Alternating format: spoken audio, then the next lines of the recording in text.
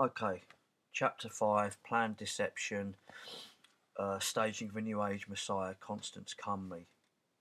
Holography starts off with a quote again.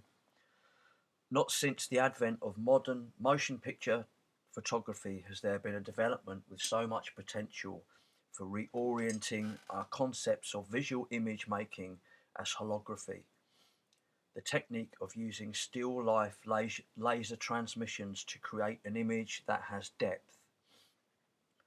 This volume takes you into the wondrous world between matter and energy, real and surreal, object and idea, to explore the social dimensions, political consciousness, and aesthetic developments that have shaped this revolutionary art.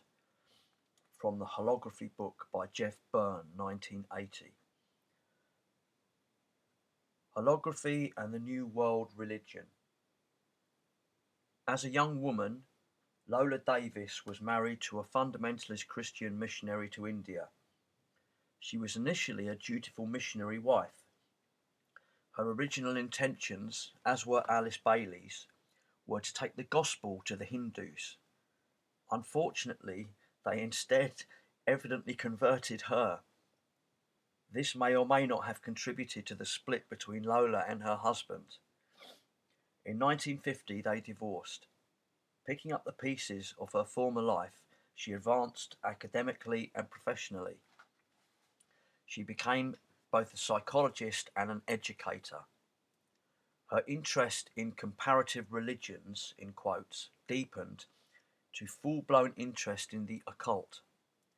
This interest grew when she relocated in California. There she served on the faculty of the Santa Ana College.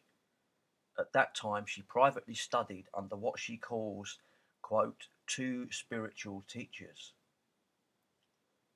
In 1980 she wrote her first book to date, called Toward a World Religion for the New Age.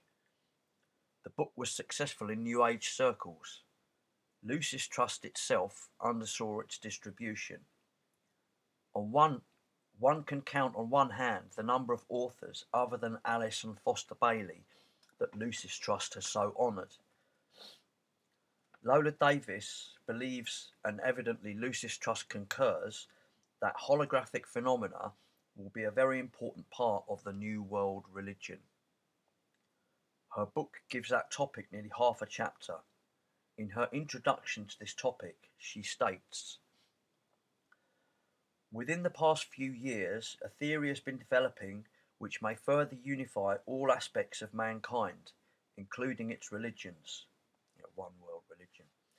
Because this theory has not yet had wide circulation among non-scientists, I am including a discussion of it so we may use some of its concepts when we are thinking about a world religion for the new age. That theory was, she said, the holographic theory of the universe. Dr. Lola Davis is not alone. Other influential New Agers have stressed this also. Marilyn Ferguson, in the Aquarian Conspiracy, included an extensive discussion of holographic theory. She summarises the holographic super theory by saying, quote, in a nutshell, the holographic super theory says that our brains mathematically construct hard reality by interpreting frequencies from a dimension transcending time and space. The brain is a hologram interpreting a holographic universe. Close quotes. Getting into yet another area of New Age fascination, images, she says, quote, the holographic model also helps explain the strange power of the image, why events are affected by what we imagine, what we visualize. An image held in a transcendental state may be made real. This is getting into the whole thing of, creating your own reality. It's like the cosmic ordering, like kind of spiritual cosmic ordering. Reading this, I was beginning to catch a glimpse of perhaps one reason why God so sternly commanded, "Thou shalt not make unto thee any graven image, or any likeness of anything that is in heaven above, or that is in the earth beneath, or that is in the water under the earth. Thou shalt not bow down thyself to them, nor serve them." Exodus 20:3-4. In 1938, Alice Bailey hinted that the real work of a group to be formed in connection with the New World religion could not go forth until, quote, "a certain scientific discovery has been made of such moment that our present scientific inhibition in recognizing the fact of the soul as a creative factor will disappear." She further predicted that this discovery would be part of the acknowledged facts of science by the year 1975. It is quite possible, and even probable, that what her demonic master told her was about future holographic discoveries. They are widely proclaimed by the New Agers as something that will make the unification of science and religion possible. The Holography Book. Jeff Berner's The Holography Book is a current popular reference on holography. I obtained my first copy of it from the photography department of a secular paperback bookstore in the Detroit metropolitan area. Initially, I was searching only for technical information on holograms. I felt led to do so because of ridicule heaped upon me by some members of the Christian community. I had received it because I quoted David Spangler's statement to a Southfield, Michigan group in February 1982.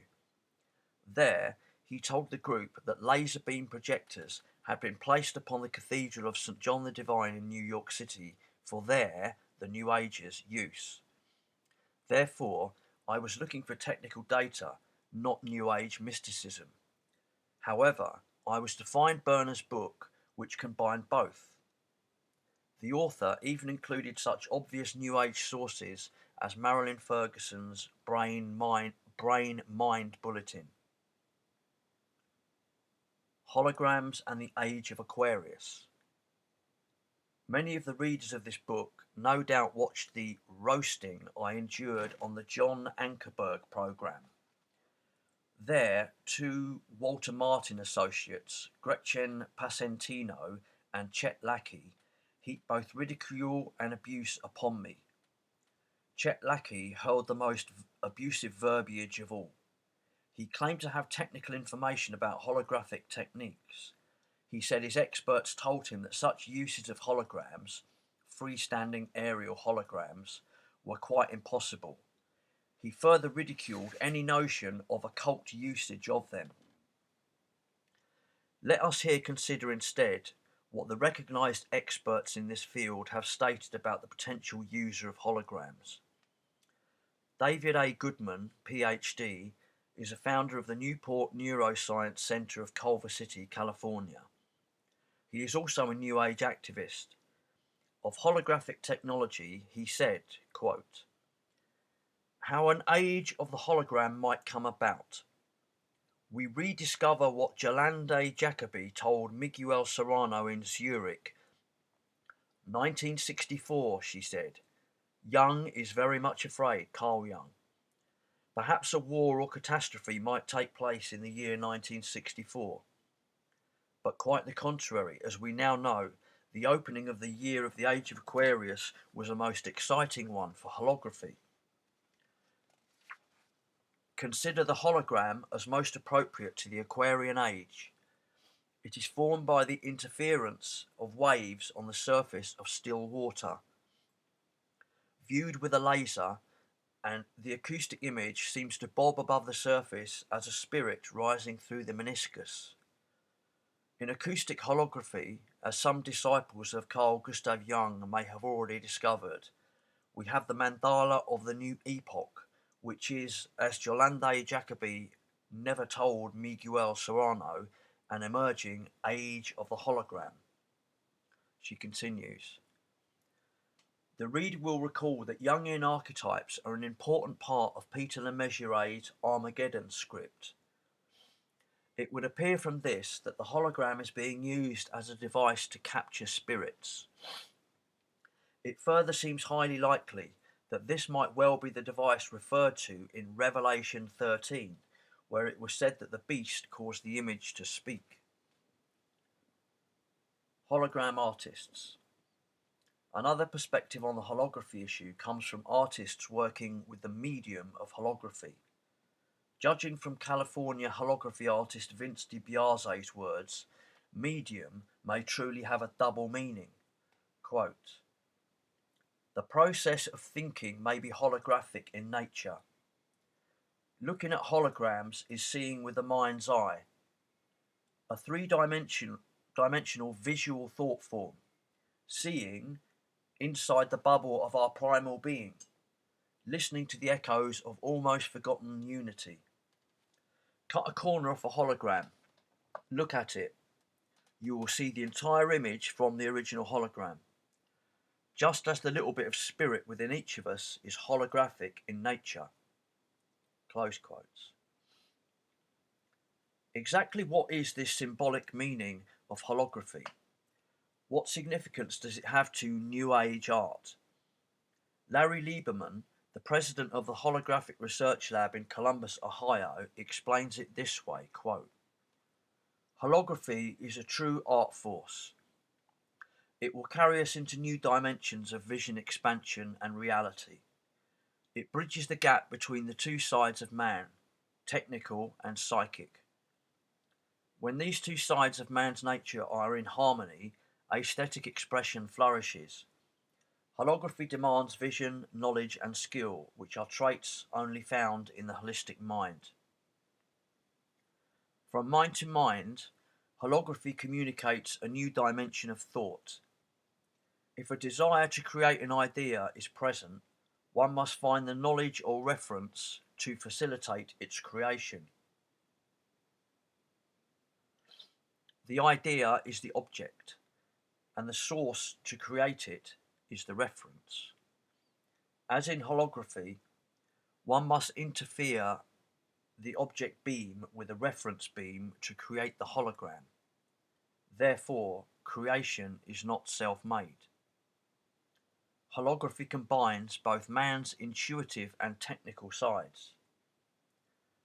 This brings man into harmony with his true nature, which is both material and spiritual. Close quotes.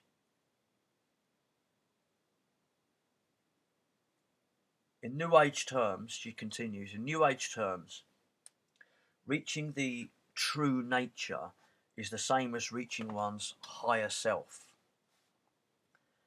This in turn is nothing more than making contact with a spirit guide, or in short, a demonic entity. Most New Agers don't believe there is a devil. Therefore, it would not occur to them that the beings or spirits they have reached are anything but benevolent. They usually believe they have contacted God himself. But since they believe all is God, including themselves, they label this their higher selves. They then take the instructions of this higher self as gospel rather than the other gospel of perdition that it truly is. Holography will undoubtedly play a role in the prophesied great deception. The Bible tells us it will come over the earth in the last days. This deception has already begun for the millions caught up in the mysticism of the New Age movement. Strawberry Gatz, a Los Angeles holographer, all too eloquently conveys the magnitude of that deceit. Quote, holograms are the first visual piece of the new world we have just entered. There is no past history or legends of such a thing, except as a dream of everyone to see, make or possess a three-dimensional image. Holography is related to some other areas of expanding awarenesses of realities that are appearing on levels such as music, relation of vibrations to emotions and physical forms of matter, acupuncture, electrical circuits within the human body, and all living things, including the earth, and Curlian photography, visual evidence of relationships of colour and vibrations. Holography is ushering the world into the age of light, for we who are working with lasers are truly children of light. Close quotes. Rather than being children of light, they are hostages of a deceiving angel of light. May their search soon lead to Jesus Christ, the true light. End of chapter. And I just wanted to. She's quoting this book quite a lot, The Aquarian Conspiracy by Marilyn Ferguson. And I remember this book years ago when I was living in London, like in the 80s and the 90s. You used to see this book everywhere. Every second-hand book you went in, there was always loads of copies of The Aquarian Conspiracy. And for a book of... it's a very boring book. I tried reading it once and I couldn't even get through it. And it's not like the kind of thing you'd expect on the bestseller shelves, but it's a very solid, like constructed book. So it must cost a hell of a lot of money to put this out and distribute it worldwide.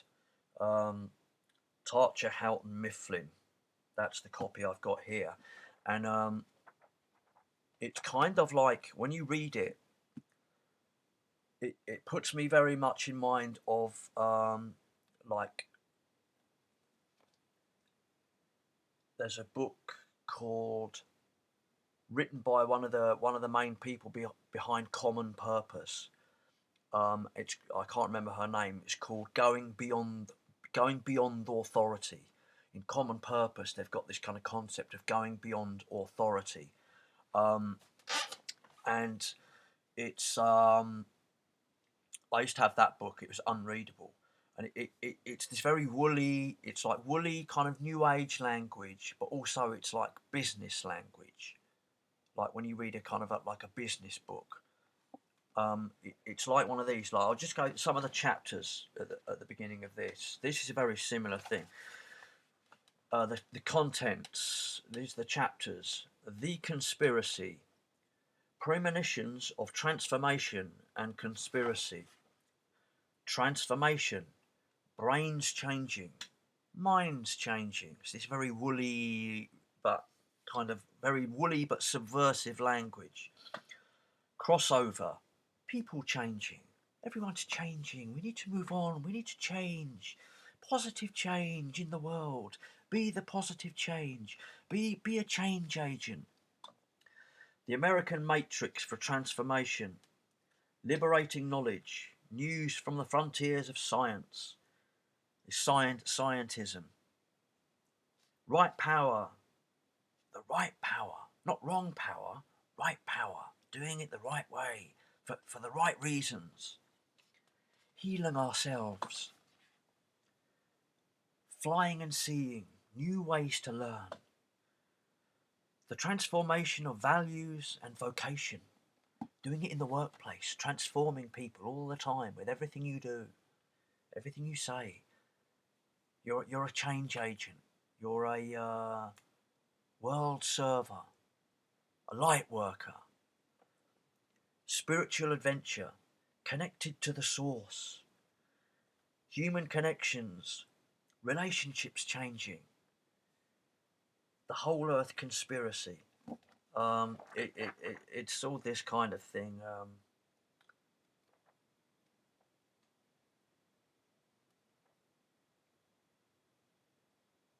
She's quoting Carl Rogers here. Quick story. I did a counselling course nearly 20 years ago in London, North London University. And when I started this course, it was in the evenings, one day a week, 2 days a week. And at the start of the course, there were about 30 people on this course, 35 people, and it was mainly women. There were about 3 guys on there. And at the start of each session, you'd do a check-in. everyone would sit in a circle, and there were two facilitators, and they'd say, "I'll check in how everyone's feeling." And at the start of the course, okay, it was everyone was we check in. It was like, "Yeah, I'm okay, feeling all right. Yeah, I'm all right, interested, excited about doing the course." Birdie, birdie, bird. After about 4 or 5 weeks, when they started checking in, sometimes one of the women would be sitting like this, and it'd be like, "Oh, well, I'm not feeling very good at the moment. I've been arguing with my partner, and this it caught on like wildfire. After week, it was happening more and more. All these women were having problems at home, and you could put two and two together. It was because of this course. It was because they were on this course, and they were on this course, and they were being taught all this Carl Rogers stuff, and all this stuff about, oh, you can imagine what was going on. These people were going home. These women, they'd go home, and they'd probably got their boyfriend or their partner who's probably paying for the course, who's like, maybe he's like a plumber or a cab driver, and their partner's getting home, and then suddenly it's like, oh, you're not listening to me. Oh, you're not valuing what I say. You're not taking on board how I feel. And it's because they were learning it all on this course. Not this Carl Rogers, learning all this Carl Rogers stuff. Anyway, that was just a you know, like here, human connections, relationships changing. Right, you get into this stuff, and suddenly, maybe you're not with who you should be with. It's like destructive. And just a quick thing with this book, The Aquarian Conspiracy. If you have a look on the front,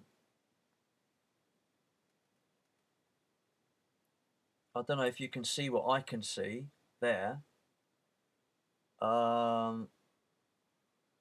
Quite front and centre. Not hard to see if you know what you're looking for. Okay.